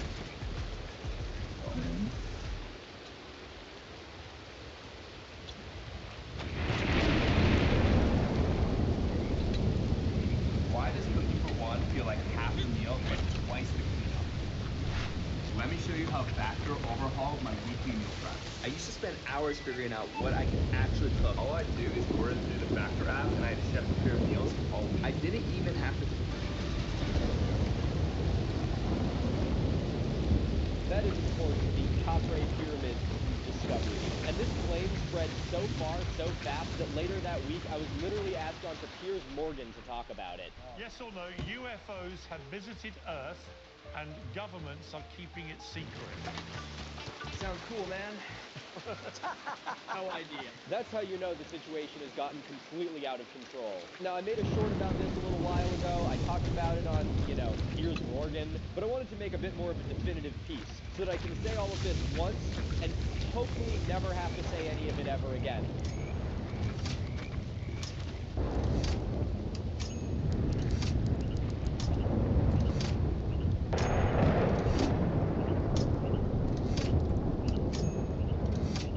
Okay, so first and foremost, there's already a whole bunch of videos about this discovery that my colleagues have done that are way more eloquent than I am. They break down a lot more of the study and the technology behind it, and really get into sort of the technical nitty-gritty side of things. Now, in this video, I'm going to give a bit of a TLDR on this whole situation, and really the thing we're going to be diving into is just the absolutely insane spread of the bullshit surrounding this story. So I'd really recommend after this video going to check out Ancient Architect's video on this research. He does a really great job of breaking it down in a level of technicality that I think is really important for everyone. And there's also a great video by Flint Dibble that talks to a researcher that's familiar with this type of satellite data that they used here that I think everyone should familiarize themselves with as well. So links to those videos will be in the description. I'm gonna do my thing now. So I've been sort of reporting like crazy person Instagram reels for the last week. And so largely what I want to do in this video is go through just how crazy it is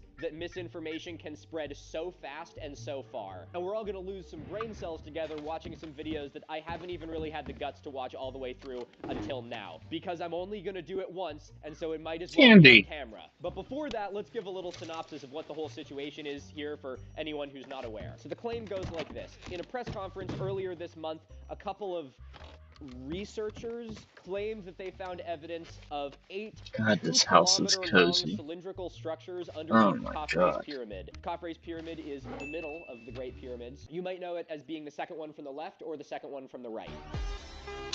This is the image that most of us are probably familiar with about this discovery. I don't think I have ever used the word discovery more liberally in my life. We see the columns stretching down into the ground with some spiraling things around them and then 2 massive chambers at the bottom. Now that image looks pretty convincing, right? I mean, you wouldn't just pull a technical looking image like that out of your ass to mislead people, right?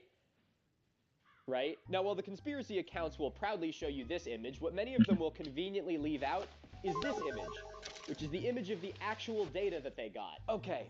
Whew, it's cold in here. 40 degrees. Here I was thinking spring was coming. You guys saw my April Fool's video. Sorry, I left my vat of Vaseline here. My bad. This is us. This whiteboard. And that 55-gallon of Vaseline. Jeez, I'm sticky. I know. You leave 2 dudes alone on a nice day with a vat of Vaseline, you know? You better have Kleenex. I was outside. Sun was shining. Birds were tweeting. I was covered in Vaseline. Gotta love it. Okay, what was I talking about? Yeah, so this is the data that they actually got from this. And then they interpreted this data into this, which I don't think is very honest, and I could even say really fucking misleading. So the way that this data was acquired, this data, not the, you know, fan art that they made of it, was through synthetic aperture radar, or SAR. SAR technology is sort of similar Ooh, to guitar. ultrasound, you know, the thing they baby with. And you might be thinking, well, if I was looking for a chamber 2 kilometers underneath the Pyramid of Giza, the height of the Burj Khalifa, the tallest building on the planet, I'd probably use something I'm other gonna go urinate. than an ultrasound. You can and listen. you'd be right, considering this SAR technology does an absolutely dogshit job of actually penetrating into the Earth. But, to their credit, the researchers don't actually claim that this is ground-penetrating radar going into the ground. Rather, they use the SAR data alongside Doppler tomography data, and they claimed that by looking at both of these pieces of information combined, they were not looking into the Earth, but they were analyzing micro movements in the Earth, which they could then interpret to see shapes underground. You know, now again, you can check out Flint's video to learn more about this because he talked to someone who specializes in this stuff. I am not a ground-penetrating radar or sonar expert. So all of this data, which I might also add, was acquired from a satellite 680 kilometers above the Earth, produced this piece of data, which was then interpreted as this. I think we should do more ultrasounds from high Earth orbit. I feel like that could be a niche that could be quite profitable. So anyway, this data was then not published. It was discussed in 2 different press conferences, one of which was hosted by a former member of, what was it called again? InfoWars. Ah, wow. Actually very proud to have forgotten the word InfoWars. I could go my whole life never seeing that again, and I'd be fucking thrilled. Wow, Milo from the future. I wanted to just pop in real quick to warn you guys, I will put on a different hat later in this video.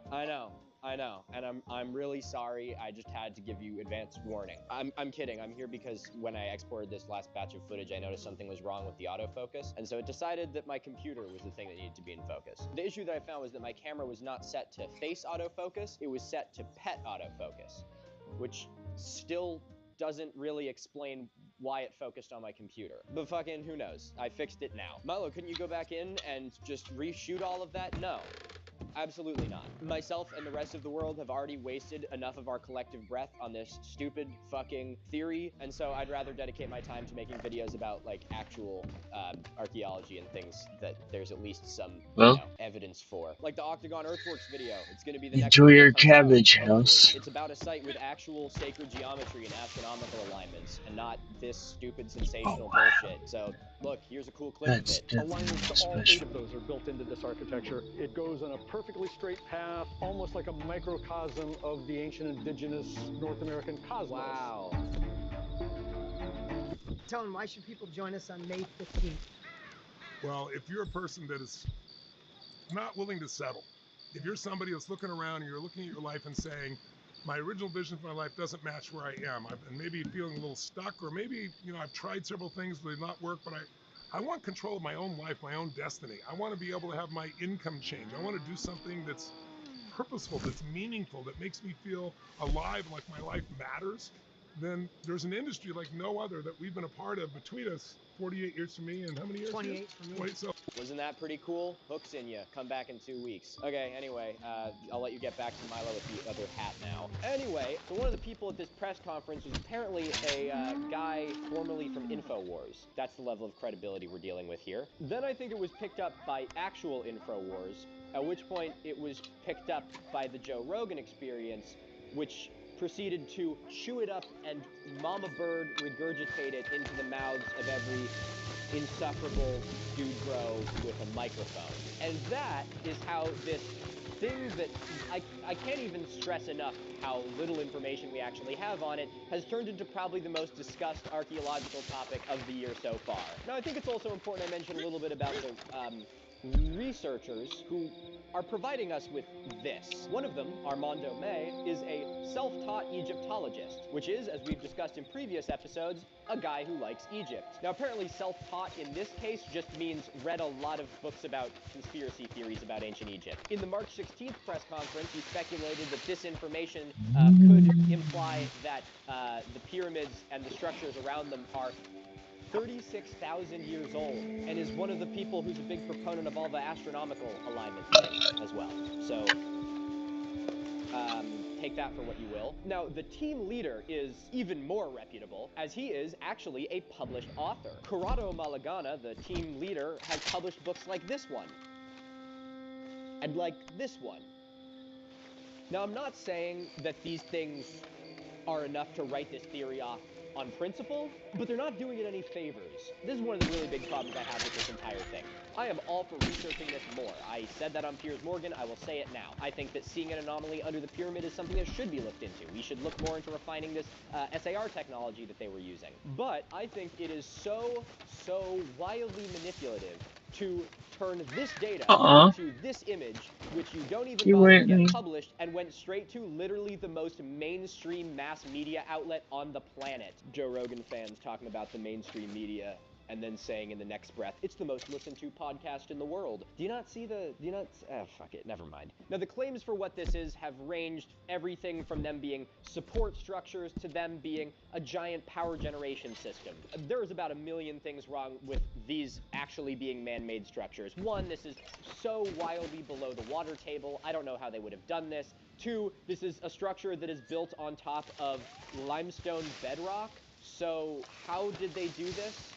And why would they have done it for support structures if it's already built on bedrock? Then the kind of other obvious one is we have no other context that would make this make any sense. Like, if we were finding all kinds of structures underneath the other pyramids and we found evidence of like smaller ones, or this resembled a structure that was built in other places in Egypt, maybe I'd be like, yeah, okay, so we have a little bit of context that this is worth looking into. But I'm like, we literally don't see this anywhere. This is just completely contextualist. And really just the fact that this sonar image was turned into this is absolutely laughable. This would be like me walking into your living room with like a thermal camera or something and noticing sort of like a warm spot on your wall and being like, elves. You got a family of elves nesting in your walls. Like, yeah, I'm being a little bit hyperbolic, but not really, because this is like Schrodinger's pyramid. No one, and I cannot stress this enough, no one has any fucking idea what this actually is. This is not peer-reviewed. I said this a lot in the short I made on this. Not only is this not peer-reviewed, it's like not even really published. And while that shouldn't be enough to just completely write off an idea, it's certainly reason to not just accept it at face value like pretty much every conspiracy theorist is currently we doing? Okay, now I want to be a little bit charitable, actually, towards this research and the researchers doing it. While I'm certainly a little bit skeptical of their motives and some of the underlying biases may have, I don't think this is a bad study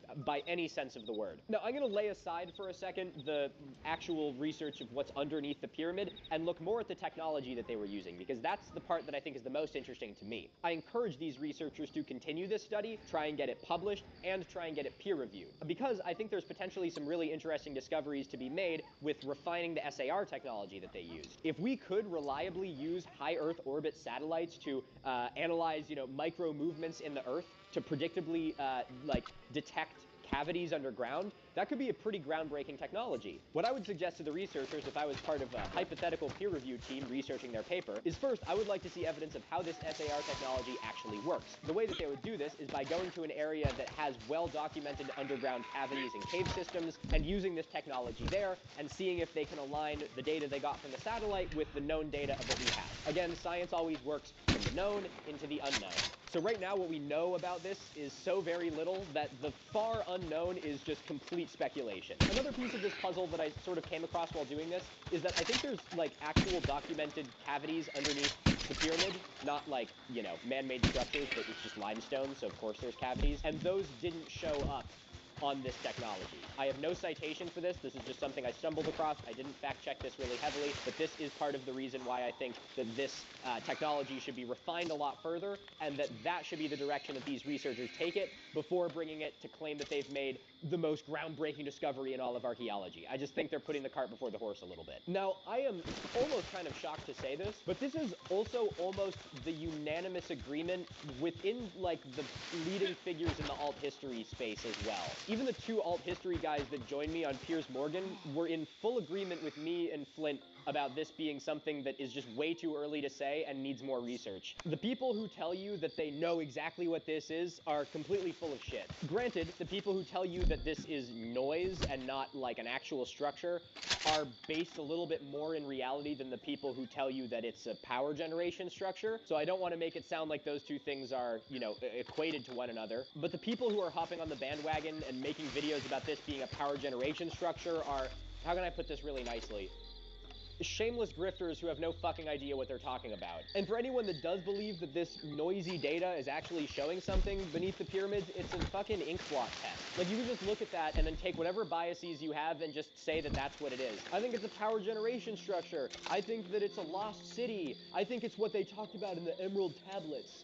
Potentially corresponding to the legendary halls of Amenti described in the ancient Egyptian mythology, the Emerald Tablets.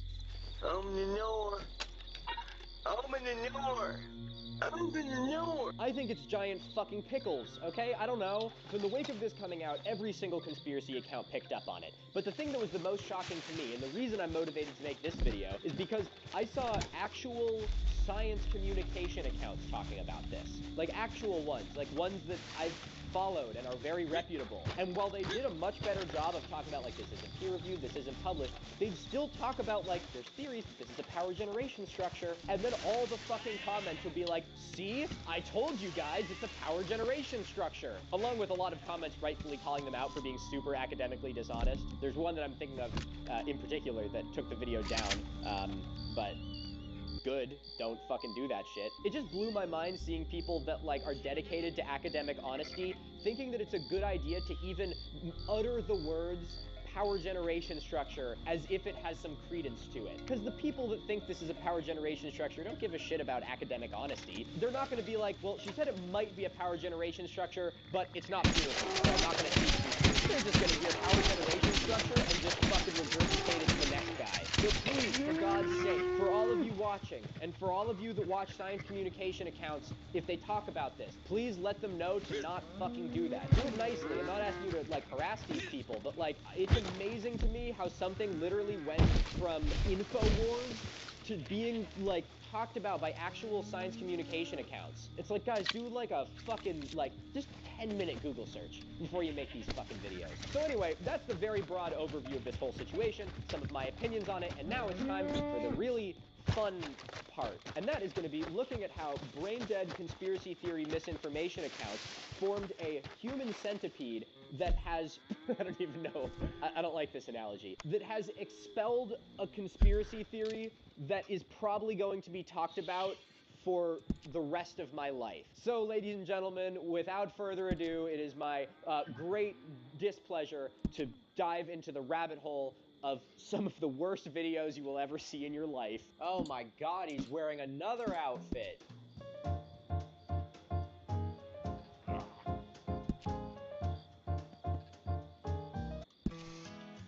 Future-proof your home and garden with AARP today. Harvest the rewards for years to come. That's why the younger you are, the more you need AARP. And now he's wearing another outfit. So maybe this isn't the best way to style this shirt, but you know what? This is how we're gonna do it. I look like a kid from summer camp. I want to pop in to let you guys know that we now officially have the second tarot card shirt, baby. This one was part of the April Fool's video, but I wanted to show it off here for those of you that hadn't seen it yet. It's got a little schminky on it. It's got a me on it, and it looks a lot better when you aren't wearing it over a shirt like this. But the full tarot design is live now. It comes in t-shirts, it comes in hoodies, and each one of those comes in this color, white-ish, black, and green. So if you want to support the channel and rep this sick design made by my wonderful partner, you can find the link to that in the description of this video. I also wanted to say real quick, I don't think I ever gave an update on the fundraiser that we did for Asheville after Hurricane Helene. I'm sure many of you probably remember the fundraiser that we did for the Halloween video where we did the vampires hoodie. Well, I am over the moon to say that we managed to raise more than $8,000 for beloved Asheville. That is an astonishing amount of money, and it's going to a charity that has worked in Asheville for a very long time, and because of that, it will continue to be working in Asheville long after things like the Red Cross and FEMA have left. So I can say with a high degree of certainty that every cent earned is actually going to be going to helping the people who are facing the long-term repercussions of the devastation from Hurricane Helene. I really want to give a very personal thank you. My partner and I have a lot of really close friends down in Asheville. It's an area that means a lot to us. One of my editors lives down in that area, and seeing so many people come together and make a difference like this is just, it makes me fucking glow. I am so immensely proud of what we have done here, and I really thank you guys profoundly from the bottom of my heart for helping make this happen. Just wanted to give that update to let you guys know that you can make a difference. Anyway, full hoodie in the description of this video. Let's get right back into it. I warned you guys about the hat change. Don't look so surprised. Now is the part that you've all been dreading. The part where I'm gonna show you the collection of crazy person Instagram reels I've been collecting. Again, I want to emphasize, I know I didn't go too in depth into the research about this story. The entire press conference, both of them, were in Italian. As you can see, I've been fully naturalized as an American, where I can proudly say I only speak one language. And so again, if you want to learn more about this actual study and, you know, fill yourself out on it further, which I highly suggest you do, I really recommend you look at some of the videos from my colleagues. They're excellent. There's another one that I forgot to mention earlier. There's a great video by the YouTuber Metatron, who is a native Italian speaker, who went through this whole press conference and is able to boil out a lot more of the juicy information. So I really recommend that you check that out too. There'll also be a link to that in the description. Thank you, Metatron. Fucking great video. Okay, anyway, let's,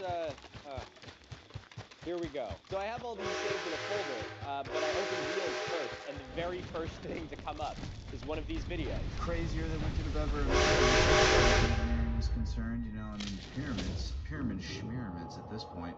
Pyramid schmyramids at this point? I want that as a tramp stamp. With what they're finding, so yeah, this is what it looks like. This is most definitely not what it looks like. That image was an AI-generated image derived from another AI-generated and photo-edited image. That is so wildly not what it looks like. This diagram show you the exact scale. Diagram! Oh my god, bro, it's fucking fan art! How insane this discovery is. So up here you have, that's how you go.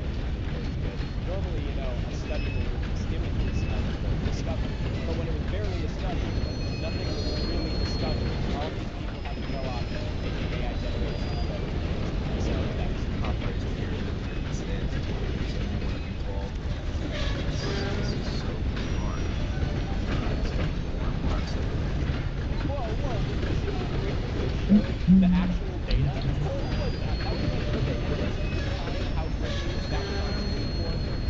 yeah.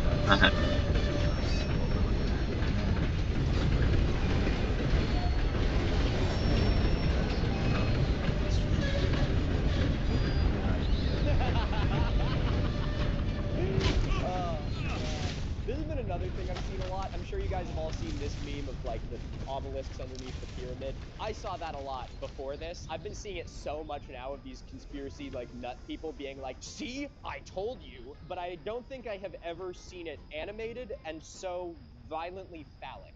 Just the scale of engineering, what we're looking at, what they did. And yeah, I guess maybe we'll find out more in years to come.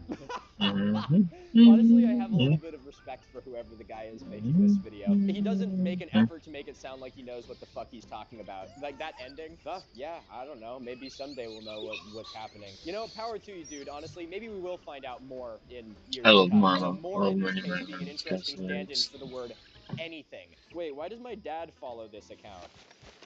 Dad, my brother, what the fuck? I really like the way that this guy presents this. Listen to the fucking intro again. I didn't even catch it. Crazier than we could have ever imagined as far as engineering is concerned. You know, I mean, the pyramids schmyramids at this point. This guy just said like he could not give less of a shit. Oh, it's crazy when you think about the fucking pyramids, pyramids, schmyramids. You know, when I someday go for like a master's thesis or like a PhD or something, I want to do my final presentation like that. But anyway, guys, what I kind of found here, like, I don't know, it's like probably one of the most groundbreaking, things ever or something. But like, maybe in the future we'll learn more about it. Let's see, where were we? Now, do you think we're gonna get another one just auto-suggested to me in my Reels feed immediately after this? So y'all mean to tell me the United States school curriculum is not teaching us everything we need to learn? Yeah, that's true. The U.S. school curriculum isn't teaching us everything we need to learn. They're like literally destroying the United States school curriculum in front of our eyes. It's gonna be even worse than it already was. They're banning books about like fucking slavery and shit. It seemed like they gave us all the great civilizations except for the great civilization here in America. Oh, that's what you mean. You mean the U.S. school system isn't teaching us about shitty, half-baked conspiracy theories. TikTok and the internet is teaching me way more than school ever did. TikTok is teaching me way more than school ever did.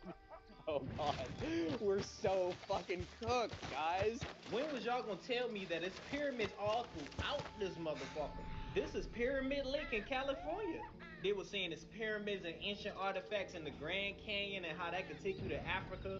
Okay, the fact that it is called Pyramid Lake does not actually mean that there is a pyramid in it. And that is blasting lines on the side of a mountain that they did with modern construction equipment. I don't...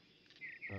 He's gonna get the pyramids in the Grand Canyon. I'm not even gonna go there. I'm stopping at Pyramid Lake in California, and I've learned more on TikTok than I ever have in school. Tells me everything I need to know. We're gonna just go to the actual thing we're talking about for this video.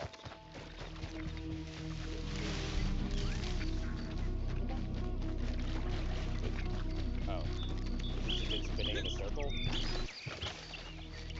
Booking.com has stays for absolutely anyone. For instance, imagine you're a vampire thirsting for a lively hotel. You'll find a Vegas resort near some great nightlife. Perfect. You may be undead, but you're the life of the party. And if your guest house for sun, at least there's free cancellation on most stays, so you can wait for the perfect weather. Oopsies. Gorgeous. If a vampire can find their perfect stay, anyone can. Find exactly what you're booking for. Booking.com, booking.yeah. If the music looped better, I wonder how long it would have taken before I realized nothing else was going to happen. I think this actually is summing up one of my problems with this really well. Conspiracy theorists have clung so hard to this, like, ink blot test interpretation that it's kind of the only piece of data they actually show. They just show this one image, and then every, like, diehard conspiracy person is like, yeah, that's enough for me. Looks fucking good. For millennia, the Great Pyramid of Khufu has stood over the desert sands. I realized again, I just randomly scrolled, and it's just another video about the same thing. I literally have managed to hone my algorithm to just be bullshit. Brick by fucking brick. All I get is conspiracy theories about the pyramids. Defying time and human understanding, a monument of stone, it has carried its secrets through the ages until now. Oh my god, it's just, how do people look at this and they're like, yeah, that sounds like science to me. This is also the thing I want to draw here. I want to draw a distinction between the researchers that are working on this and the people who are parroting it in the human centipede. While I do have my problems with the way that the researchers went about presenting this information, the problem that I really have is just with the human centipede. Because of course the conspiracy theorists are going to cling to the most sensational information. They don't give a shit about academic integrity. Pyramids were not built on the surface to honor the dead. They were constructed as anchors, as containment obelisks, to seal something ancient and immense. I literally cannot listen to that voice. Beneath the earth, they sealed. Peener snipper guy. These newly discovered chambers form what ancient texts called the abyssal vault. According to a forbidden section of the Is book that the first peener snipper guy? So, this is strange. ChatGPT told me about the pyramids. I didn't even read the caption. ChatGPT told me this about the pyramids. ChatGPT. I kid you not. That is what ChatGPT told me. We are so fucked. According to a forbidden section According of to the a book of forbidden... translated only once Oh, they're before doing vanishing. Billy Carson genre pseudoscience. The Emerald Tablets, they tell us about a lost city underneath the pyramids. How do I know? ChatGPT told me. I'm going back to my feed. Let's see what we got here. They're gonna show how big the bullshit is.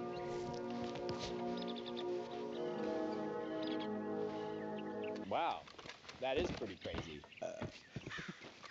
Yes, okay, there's a lot of people actually who are on the ball with this. That information has already been debunked. No article ever mentioned megastructures beneath the pyramids. They were talking about strange underground voids, basically air pockets. Is this how you want to be relevant? Is this how you expect to be taken seriously? By spreading false information, claiming it's real, and then using altered images to keep pushing the misinformation. Dude cooked with that comment, I'm gonna be honest. But that's what I mean. Like, this account, okay, to be fair, this account has 3,000 followers, so it's not much. I'm not gonna show the names of these, but the name is something along the lines of just facts, implying that it's like an interesting facts account. So when they post something like this with absolutely no context, people are gonna see it and be like, well, that makes sense, I guess. It's from a fact account, so why the hell not? And that's another big problem I have with these conspiracies, is like, the Alright. conspiracy accounts I'm willfully pretty sleepy. omit the information that people I was would not need hungry. to actually understand what this is about. They are manipulating people into believing it, who likely would be able to tell that this is unverified if you I actually do gave them the want to right run information. to the You guys doctor. aren't going to believe this archaeology. Oh, I saved this one because this is awesome. This is the Instagram account Dirt Diaries. Want to give a big shout out to her. I've seen her stuff before. It's great. And when she popped up on my feed, it was after a volley of all these actual science communication accounts talking about, like, well, you know, it's not peer reviewed, but guys, some say it's a power generation structure. And I was like, please don't actually do this to me. And lo, she didn't. She made a great video talking about how it's a bunch of fucking bullshit. She's an archaeologist. You guys should go check her out. Give her a follow on Instagram. Also, want to add for that one, little tip for all my people interested in getting into science communication, take notes from that hook. You guys aren't going to believe this archaeology news because it's fake. Yeah, all of this, fake. That's a damn good hook. Y'all ain't gonna believe this. Why? Because it's fake. Fucking banger. The latest revelations of what could be under Cafe Pyramid have shocked the entire world. Could be. Could be. You see, this is how, like, conspiracy people get away with this shit. Is they'll throw in, like, a could be for plausible deniability. It's not peer-reviewed anyway, guys. I think that it's a power plant underneath the pyramids made by aliens. And then when you call them out on it, like, whoa, man, we just said that it could be. Like, that's not enough. That's not enough due diligence to just say, like, you know, hey guys, I might be talking out my ass here, but anyway, here's this giant conspiracy theory that people are not science literate enough to not fall for when I'm not giving them the right fucking information. The structures and pylons to as much as 2 kilometers under the pyramid is just beyond anything anyone had imagined. 1 year and 1 month ago, I posted regarding this encryption of Leonardo da Vinci's work related to Cafe Pyramid. And I showed how the inner structures were matching the structures that basically were within the current pyramid itself. The slope angle matching 53. Then let's actually research it. Who knows? Maybe Da Vinci found the emerald tablets under the pyramid. I don't fucking know.